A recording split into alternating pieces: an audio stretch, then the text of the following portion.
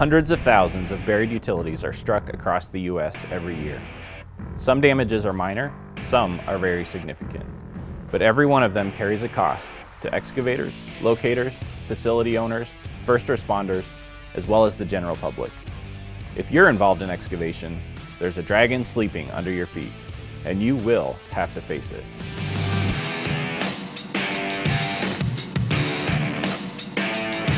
Of all utilities hit while digging, the most feared is likely to be the gas line.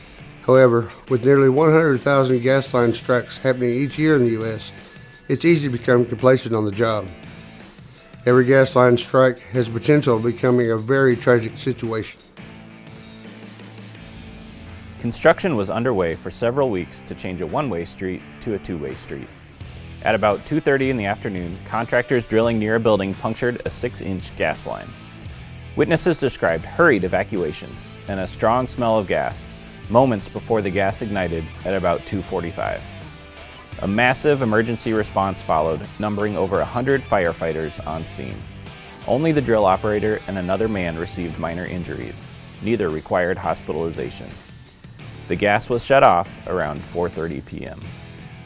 So a gas line damage can occur in all sorts of places. It can be quite a scary thing when you have a ton of people in one place. But the key here is nobody got killed. You look at an urban area and you think that has to be the worst place for potential injuries or deaths, but that's not always the case. In Wagner, Oklahoma, people were working at a gas well.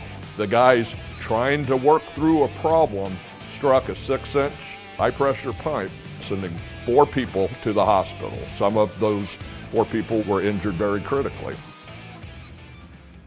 There's all sorts of things that can happen if you cut a gas line, but I think if you're the excavator in this situation, probably the last bit of property damage you ever wanted to incur was that of a church. Contractors were using a horizontal directional drill to bore beneath an intersection when something went wrong, and a 4-inch gas line was damaged at about 12:30 p.m. A 911 call was made, and emergency responders arrived just before 1 p.m. to block the road. An eyewitness estimated that the explosion happened about 15 minutes after responders were on site. Ironically, the building, which had just been purchased by the church, used to be owned by the gas company. Some would say it was a miracle that no one was hurt. The pastor drove by and nearly stopped at the church to eat his lunch. Because it was a nice day, he decided instead to eat at the park, where he heard the explosion and saw flames and smoke. Whenever there's gas due to an underground gas pipe strike, evacuation is always the right thing to do. A contractor working on the sewer at this upscale home damaged a buried gas line. According to news reports, he contacted the gas company around 7:30 p.m. to report the leak. The first gas company worker arriving on the scene immediately evacuated an elderly couple from the home, moments before the home exploded and began to burn. That worker had no idea exactly how much gas was inside the house, but didn't need to evacuate. And had that worker waited just a minute longer, this could have had tragedy written all over it. I was just following gas company protocol. The real heroes were the fire department that got here and put the fire out. Unfortunately, Manor Township, Pennsylvania didn't work out as well. Like Woodland Hills, when the gas company responded to a gas leak complaint called in by a passerby, there was evacuation. The people who owned the nearest home were safely evacuated. Unfortunately, that home exploded and a gas company worker inside the home was killed. They had an active gas leak. They did evacuate the resident minutes earlier. She left the area, then they called for our fire department. We came out, we were in standby mode, preparing, to assist when unfortunately the house exploded and our crews rushed in to get the victims out. It's unusual for a pipeline company's own contractors to strike the pipeline they're working on. But that's exactly what happened in this incident, spilling over 2,000 barrels of crude oil. Pipeline contractors accidentally punctured a pipeline. We're asking the public within a 1-mile radius of this event to evacuate from the area. Gas company workers smelled gas and evacuated just before this 30-inch transmission pipeline exploded, leaving a crater and scorching the crew's heavy equipment. An investigation into the cause of this incident is still ongoing. While in both these accidents there were no injuries, last year we covered a first-party damage in Alabama that claimed the life of an equipment operator. Pipelines demand respect and care, no matter how close your relationship is to the pipe. Can you imagine what has to happen for a struck electric line to end up burning down a home? You thought it was only possible with gas. It's possible with the electric. Just days before Thanksgiving, contractors for a communications company were installing fiber optic cables. They struck a buried cable line and power line at the same time, causing a significant power surge which started small fires in several residences and completely destroyed this home. Fortunately, no one was home at the time of the incident. In Maui, there was an environmental disaster. The excavator is unknown, but what is known about this incident is that it occurred on a 20-inch force main, a pressurized sewer main, one that was made out of metal, one that could have been located.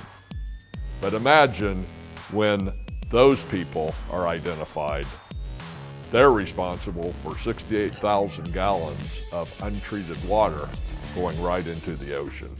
Sometimes a simple damage causes a chain of unfortunate events. A contractor involved in upgrades at a sewage treatment plant was in a manhole and sliced a live electric cable using remote wire cutters. A power surge blew multiple breakers at the plant, disrupting service. Attempts to restart the sewage plant on backup generators failed. Untreated sewage flooded the parking lot and then threatened to overflow the treatment plant. Panicked workers opened a safety valve, dumping a total of 5 million gallons of raw sewage into the river, killing hundreds of fish and alarming the public. More costly than property damage can be ecological damage. As our culture pushes for faster and faster internet and fiber optic cables are being laid at unprecedented rates, protecting this growing but fragile infrastructure is becoming more and more of a challenge. Even many rural communities are increasingly reliant on cell phone and internet connectivity for many important tasks throughout the day, at home as well as work. This 911 emergency dispatch center lost phone and internet services due to an excavation damage. Fortunately, they had an emergency backup plan in place and were able to successfully reroute 911 calls to another nearby dispatch center and then use radio to communicate with emergency responders. Here, a trunk fiber line was cut. Landline calls continued working fine, but wireless 911 calls would not work. The discovery was made by a police officer on site with a crash victim who was trying to call 911 but could not get through. While rural areas are often the most vulnerable to cable and fiber damages due to a lack of redundancy, this accident happened in a downtown high-population area.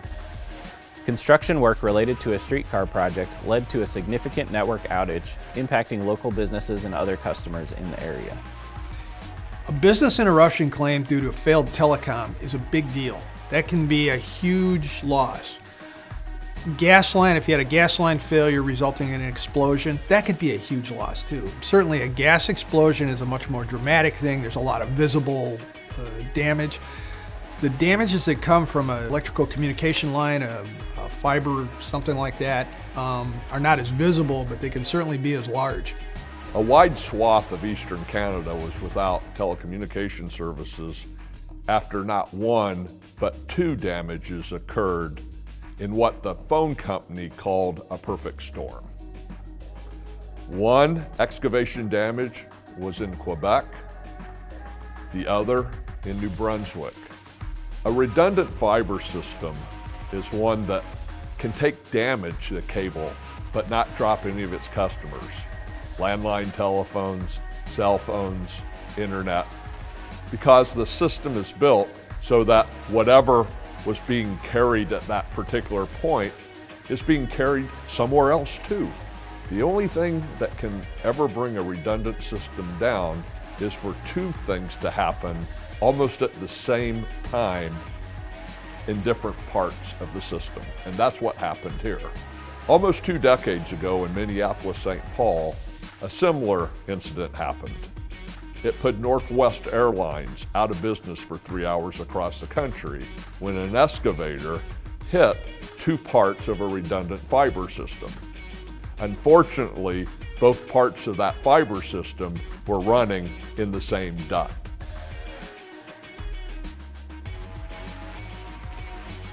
In perhaps one of the most notable underground electric damages in a number of years, the islands of the Outer Banks, North Carolina, lost power when bridge construction work resulted in the placement of a casing directly on top of the underground transmission circuit that supplied all the power to the islands. This system was not redundant, so if one part of that circuit is damaged, everything downstream is out, no power. Unfortunately, the incident occurred at peak travel time during the summer. I don't ever recall an incident that received as much press as this one. The nature of this sort of work demands that everybody working on a project such as this understand exactly where underground lines are.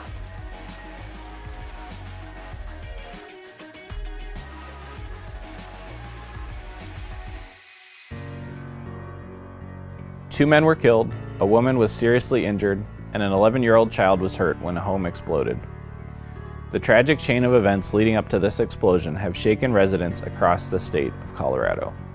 It would appear an unusual and tragic set of circumstances occurred here, including circumstances around the proper identification of and maintenance of the related abandoned flow lines. In 1993, a gas well was installed, with flow lines running from the well to a set of holding tanks. Those tanks no longer exist, but the lines were abandoned in place.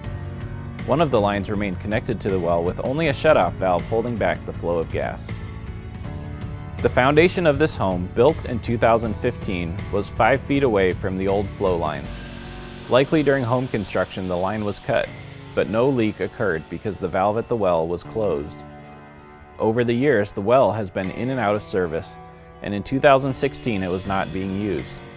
The well was put back into service on January 28, 2017, and it appears that the valve to the abandoned and now broken gas line was then also opened, starting the fatal leak.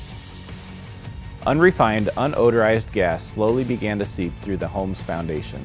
The 2 men in the home were possibly installing a hot water heater when the gas finally ignited at 4:45 p.m. on April 17th. With Firestone, we see a lot of ripple effect. While the incident was horrible, the people in Colorado don't want to see this kind of incident happening again. It's a tough situation, but there are things that can be done, and you'll see some legislative things occur in Colorado that are aimed at trying to reduce the possibility of another Firestone in the future. This accident brought a lot of attention to well owners and operating practices in Colorado, but professional excavators and homeowners should also take note. Some buried systems around you may present unique hazards. Look for clues above the ground to help you understand what might be going on below the ground. Investigate any unmarked utilities found while excavating, even if they appear abandoned. Always call 811 prior to excavation. Wait the required amount of time for utilities to locate their lines and don't dig until they're marked. Stay alert on the job site. Even exposed utility lines can be accidentally damaged. Respect abandoned utilities. If you come across a pipe or cable that isn't marked, it could still be live or become live in the future. Don't bury an accident. Own it, report it, and deal with it. Mistake covered up only grows bigger. If there's a release of hazardous liquid or gas, call 911 immediately. Your call to 911 could save a life.